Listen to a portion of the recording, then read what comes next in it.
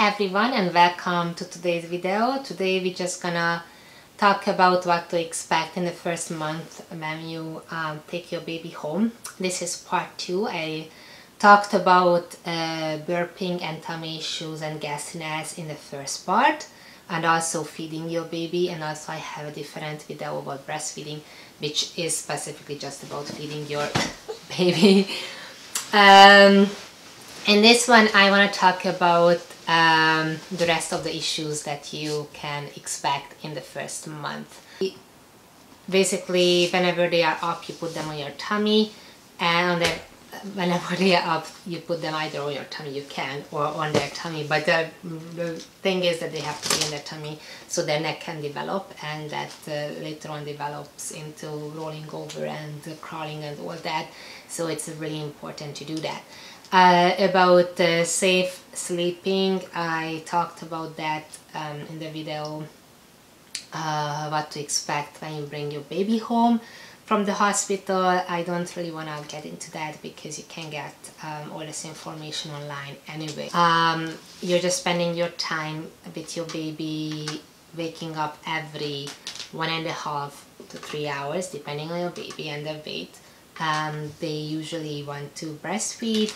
You have to change the diaper because they pee or poop or both, and then most of the times they're up a little bit and then they go back to sleep. My baby kind of knew when night was, so for us it wasn't really a big issue with the night feedings that she wanted to be up, because she spent 3 months in the hospital, and even though in the hospital she was in different rooms and not every room had a window, so it wasn't that she was getting used to the day and night shifts through the window, but it was more that you know, they turned off the light when it was night, and the babies kind of learn, because what you can expect in the beginning is that they don't know when night is, and they are completely up and awake maybe after 3 a.m. Breastfeeding, and they want to be up and interact with you and play with you. That's something that you might expect, and it takes them a couple of weeks to just get used to the light and the light pattern from outside when it's dark and when it's not. But you can help it by not turning on the light completely when you're waking up during the night, just a little dim light, and not spending a lot of time with your baby, not talking to them much either, not fussing about them, not interacting with them too much, really just changing the diaper, breastfeeding, and putting them back to sleep helps for the baby to realize that it's nighttime and they have to sleep and not play. Right, Baba? That's how it was. So that is exactly how it was here.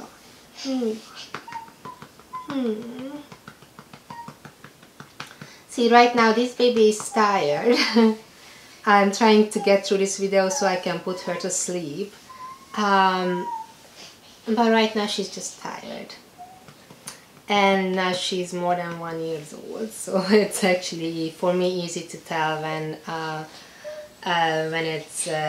they cry because of that issue. So in this video I want to talk about when the baby cries and it's because they are sleepy and they are overtired, or they can't go to sleep, which happens quite a lot with babies because, as I said, they are trying to learn the sleeping pattern and get into a schedule, which they will by in the first few weeks. They're gonna get into, like, after the first month they're gonna get into a schedule, and it's gonna be a lot easier.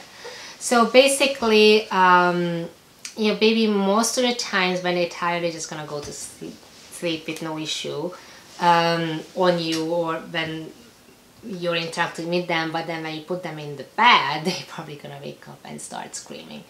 And I talked about that in the previous video, that it is that's why parents bundle their baby up, swaddle their baby up a lot, because they just don't feel comfortable in a big bed, because they are used to them being in a tiny space, and just being out here they have to deal with gravity, and then They feel really comfortable on you, and most babies actually fall asleep on the breast during breastfeeding, or in your arms when you're formula feeding them, bottle feeding them. But once you put them in the bed, then the issue starts and they just don't want to sleep in the bed. Because of safe sleeping, I didn't want to swaddle my baby, even though she was bundled up in the hospital 24/7. So it was a huge, even bigger issue for us to bring her home from the hospital when she was bundled up all the time and just put her in the bed with nothing, because and it was just so hard to and we just expected her to fall asleep, and it was just, or not to fall asleep, but to actually sleep, and it was really hard because my baby was used to being bundled up all the time. For a new mom, your baby was used to being like this in a tight space before being birthed as well, so they just don't really feel comfortable in a big bed. And because of the safe sleeping thing, you are supposed to have nothing in the bed, and that doesn't help with this issue. And they don't really recommend swaddling your baby and bundling them up, but most parents do end up doing that because the baby just doesn't fall asleep or want to sleep or can sleep comfortably in a bed otherwise in the first few weeks at least. We solved the issue by buying kind of a sleeping bag for the baby that it's just what I just said. From here down it was just formed as a bag, and you zipped it up, and she had a bit of room to move in it, but she still felt constricted enough that she could fall asleep a little bit better. They don't recommend to have any blankets in the bed, but if you have to, they say it has to be a blanket that doesn't come above the tummy line, so that you make sure that it's really tightly under the mattress, so it doesn't move and it doesn't cover more than half of the baby, but lots of the times just that helps as well. They don't recommend that you sleep with your baby because you can swaddle your baby and actually kill them accidentally, or they can just suffocate in any other way accidentally, and it unfortunately does happen. Doesn't happen often, but it does happen. So I did end up sleeping with my baby in the same bed when she was home 4 months. So 4 months later, when she was home, and by that time she could turn over to her tummy, and we've been sleeping in the same bed ever since then, where she has her own separate sleeping quarter with still no pillows and anything. Last topic is when you can't get your baby to fall asleep, and most of the times so they're crying. This depends on the baby. This happens, it can happen whenever. So for lots of the parents, this time comes around like 3 a.m.-ish, 4 a.m.-ish. For us it was around 10 p.m.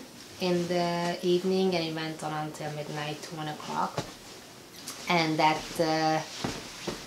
is usually a time when your baby is overtired and she just can't fall asleep because she's overtired, for different reasons.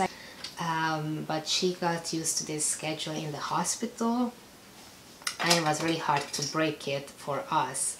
But for the babies that are newborn and they don't have this issue that they get used to a schedule in the hospital, they still get used to a schedule in your tummy, or they just really want to be up at 3 a.m. But they have, I think most babies have that issue, that they have a period during the day when they are just crying and you just don't know why, and it's usually because they are overtired and they would like to go to sleep but they can't for whatever reason. So every night it's gonna come and you couldn't prevent it. Like, you couldn't try to put her down to sleep at 10 o'clock, it just didn't happen. So basically she was just crying because she was overtired. There was a lot of rocking. You had to rock her for hours, and we ended up buying actually one of those swings that was rocking her, and then I was rocking her, swing was rocking her. She wanted to cluster feed during this period so she can sleep for a longer period of time, and I think that was one of the reasons why she didn't want to go to sleep. So I had to keep feeding her like every half an hour, so she was eating, and then it was a lot of burping and a lot of gassiness happening as well because she was feeding so much during a shorter period of time. But that's what she wanted. She wanted to cluster feed so she could sleep about 4 hours without waking up. And I think that's what started out this whole crying period. And it's really hard. That was really hard. But mainly you just put the lights down so she realizes that it's time to go to sleep. You're trying to feed the baby. You put on some music for them. You're trying to soothe the baby. You can sing to the baby if you have a nice voice. I don't, so I just put on those things that sing, and it's just a hard period of time. But it basically just takes a lot of rocking them to sleep, but the only issue is that you rock them to sleep, and then as soon as you put them into the bed, they are up and crying. And so for us, I can't say any tips, like any solutions for this, because we couldn't. It's just kind of something that kind of resolves on its own by the baby sleeping through the night and by the baby developing a schedule for herself in a couple of months.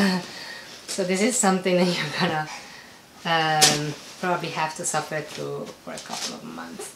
And for us, as I say, it was about 4 months or so. And once I felt comfortable enough to sleep with the baby in my bed, most of our issues had been solved, and I will talk about that when we get there. I would definitely not recommend sleeping with your baby from the beginning, just because the suffocating issues, I just can't.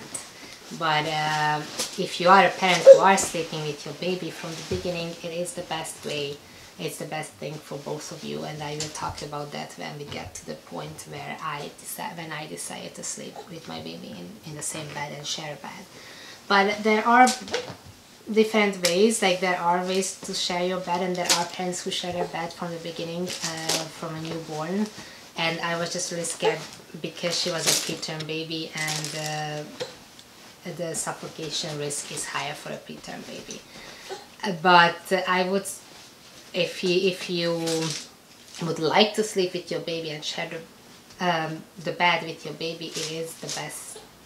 Then probably most of these issues are not going to be an issue for you, because the baby is going to sleep amazingly good with you in the bed, and all these issues that I just brought up in this whole video are going to go away. But for us, they did go away once we actually decided to share the bed. And as I said, I just can't recommend it from the beginning because of the safe sleeping practice. And that's something that you have to think about. But if you decide not to sleep with your baby, and that she does have her own bed, even if it's in the same room, I would definitely recommend to share the room. Like, definitely share the room if you can with the newborn baby at the first few months, at least. It's a lot better for both of you. And we were sharing the room anyways, even before we started to share a bed. But so when you get to this point when your baby is just overtired, nothing helps but just rocking them to sleep, trying to put her to the bed. If she wakes up, then right away try to rock her back to sleep, put her into the bed.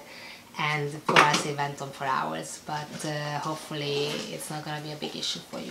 So those are the things that you can expect in the first month, or even the first couple of months. So hopefully you got some good tips in this video, and I will see you in the next one. I have to put this one to sleep for sure. Bye.